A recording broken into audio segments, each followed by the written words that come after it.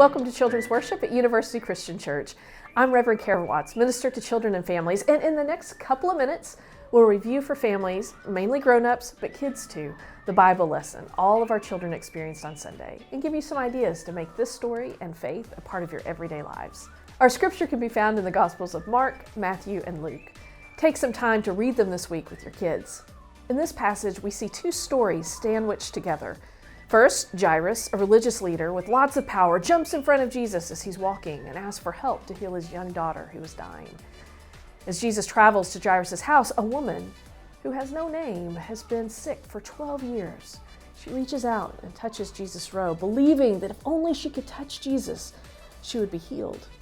And in that moment, Jesus feels power leaving him.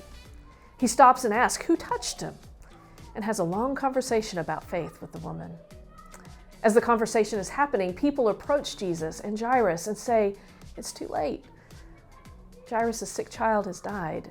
But Jesus says, "Don't be afraid. Just have faith," and goes to the child and heals her to life. Our Bible point is that Jesus tells us to have faith, to not be afraid. This can be a hard story for kids of all ages.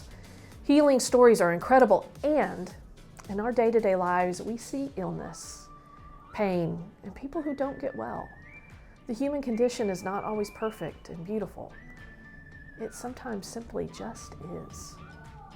Our humanity is finite. It does not last forever, and we will all experience the pain of illness in ourselves or someone dear to us. So what do we do? Grown-ups, we can instill in our families the power of prayer. Remind our children about Jesus' presence in the midst of illness, telling us, "Do not be afraid." We can hold strong to the image of Jesus' loving arms wrapped around us and all the pain and hurt that life brings. And we can share with our kids how we experience the pain of being human and how our faith guides us in the simple moments of life. And at the end of each day, we can remind our kids that they are created by a loving God who made them just as they are, beautifully and perfectly, and they can share God's love in the world. Have a great week.